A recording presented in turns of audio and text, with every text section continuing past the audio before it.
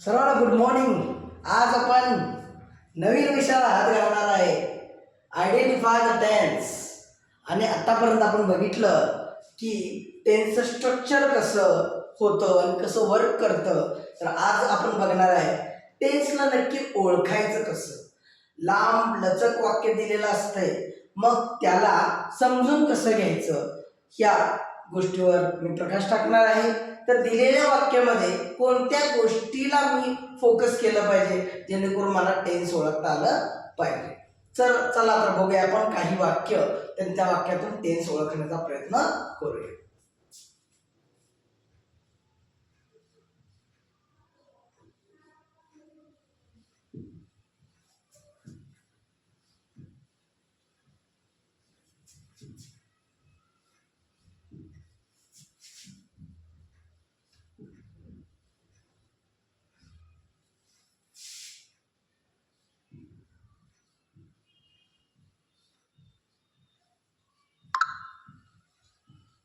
आता मी लिहिलेलं वाक्य तुम्ही सहजपणे वाचू शकत असाल.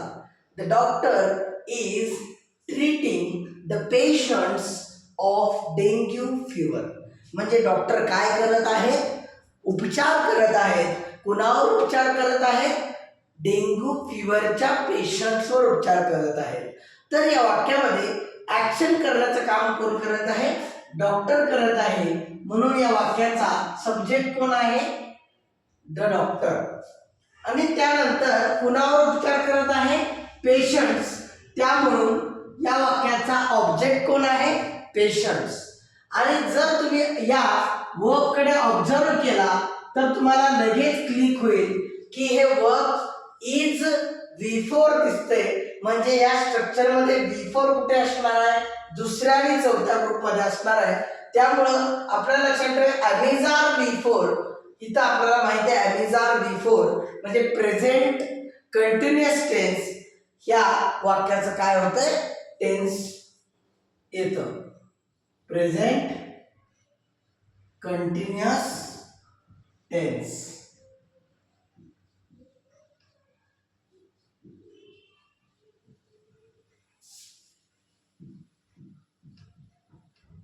The people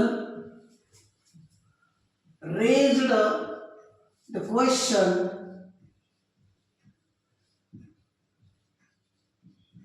in front of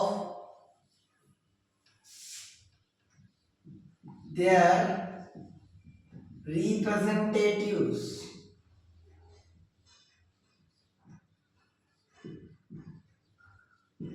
आता या वाक्याचा सब्जेक्ट कोण आहे? The people. आणि वर्ब काय आहे? रेज्ड. आपण या वाक्यात सब्जेक्ट आणि ऑब्जेक्ट न बघता सुद्धा फक्त वर्ब कडे बघून आपण विदिन फ्रॅक्शन ऑफ सेकंड आपण काय करू शकतो? टेन्स ओळखू शकतो. जर तुम्ही अंडरलाईन केलेल्या वर्बला जर ऑब्झर्व केला, निरीक्षण केला, तर हे क्रियापदाचं दुसरं रूप आहे रेज. रेज म्हणजे विचारणे, उभे करणे, प्रश्न निर्माण करणे. रेज्ड हे त्याचं V2 आहे. आणि V2 आहे म्हणजेवर आपल्याला सिंपली कळते हे सिंपल पास्ट टेन्स आहे. कुठला टेन्स आहे? Simple past tense. म्हणून आपण इथे लिहिताना काय लिहायचंय? Simple past tense.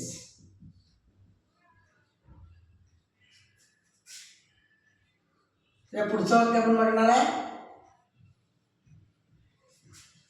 I have been studying in Delhi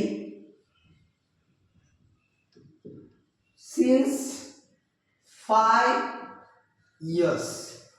या वाक्याला ऑब्झर्व केल्यानंतर आपल्याला दिसून येईल या वाक्यात वर्ब कुठला आहे? Have been before. कुठला आहे? Have been before. आता आपण जर बघितलं have been, has been, before कुठं दिसतंय? आपल्याला चौथ्या ग्रुपमध्ये दिसतंय. चौथा ग्रुप कुठला आहे? परफेक्ट कंटिन्युअस टेन्सचा आहे.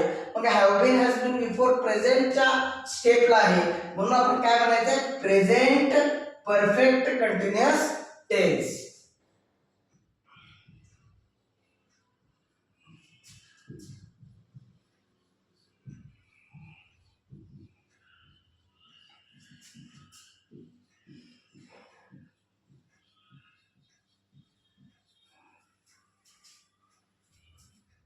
त्या पुढचं वाक्य, she will have secured first rank.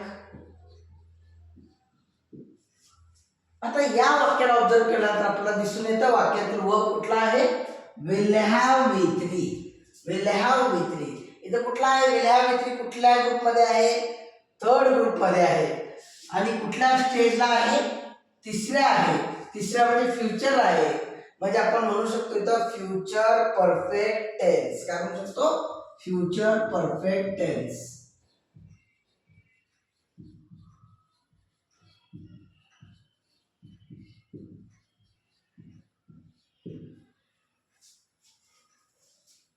त्याचं पुढचं वाक्य आहे,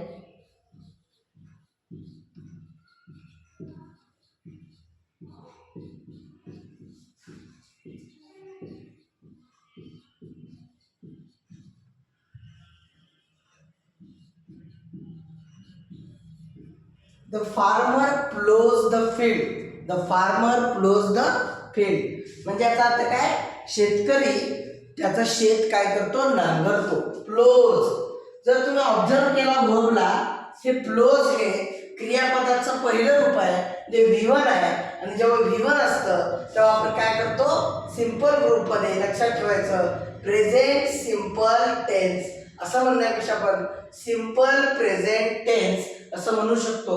आणि या वाक्याचा आपण टेन्स ओळखू शकतो काय, तर सिंपल प्रेझेंट टेन्स. काय, simple present tense.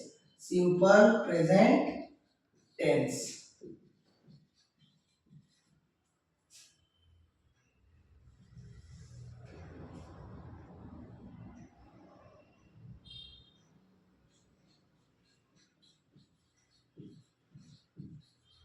My mother is cooking delicious food. या वाक्याला जर ऑब्झर्व केला, my mother is cooking delicious food, या वाक्यामध्ये वर्ब आहे इज कुकिंग. म्हणजे कुठल्या ग्रुपमध्ये येतं, दुसऱ्या ग्रुपमध्ये येतं. Amazon V4. Amazon V4. Amazon V4 म्हणजेच काय असणार आहे, present continuous tense. Present continuous tense. Present continuous tense असं लिहायचं आहे. प्रेझेंट कंटिन्युअस टेन्स असं लिहायचं आहे. तर या पद्धतीने आपण बघितलं की आपण काही वाक्य बघितली की वाक्याचा काळ कसा ओळखायचा. कारण की वाक्याचा काळ ओळखल्याशिवाय आपल्याला वाक्यामध्ये परिवर्तन करता येणार नाही. त्यामुळे वाक्याचा काळ ओळखणे खूप महत्त्वाचं आहे. तर सगळ्यात महत्त्वाचं आपण बघतो, वाक्याचा काळ ओळखताना त्या गोष्टी फोकस कराव्या लागतात. कारण की एकूण ग्रुप आपण 4 केलेले आहेत. पहिला ग्रुप आहे सिंपल ग्रुप, म्हणजे सिंपल टेन्स आहे. दुसरा ग्रुप आहे कंटिन्युअस ग्रुप, कंटिन्युअस टेन्स आहे. तिसरा group perfect group, perfect tense आहे. आणि चौथा ग्रुप आहे परफेक्ट कंटिन्युअस ग्रुप, हा चौथा ग्रुप आहे. त्यामुळे वाचताना आपल्याला 3 लक्षात ठेवायचं आहे की प्रत्येक ग्रुपमध्ये 3 सब टाइप्स आहेत. पहिला सब टाइप आहे प्रेझेंट, म्हणजे 3 मेन टाइप आहेत आणि त्याचे सब टाइपचे main type present, past, future. Present, past, future. Present, past, future. Present, past, future. आपल्याला वाचताना मी काल पण सांगितलं की आपल्याला या पद्धतीने वाचायचं आहे. पहिला ग्रुप फक्त सरळ वाचायचा आहे क्लॉक वाईज, आणि दुसरा, तिसरा आणि चौथा ग्रुप कसं वाचायचं आहे, अँटी क्लॉक वाईज वाचायचं आहे. तर इकडं वाचताना simple present, simple past, simple future, present continuous, past continuous, future continuous, present perfect, past perfect, future perfect, present perfect continuous, past perfect continuous, future perfect continuous, असे त्या टेन्सचे 12 प्रकार पडतात. तर या पद्धतीनं आज आपण टेन्स कसं ओळखायचं आणि त्या टेन्समध्ये वर्बला कसं प्राधान्य द्यायचं हे आपण बघितलं. त्यामुळे एक गोष्ट सारखी तुम्हाला ड्रिल केली पाहिजे. V1 V2 will V1, Ami's are V4, was were V4, will be V4, have has V3, had V3, will have V3, have been has been V4, had been V4, will have been V4.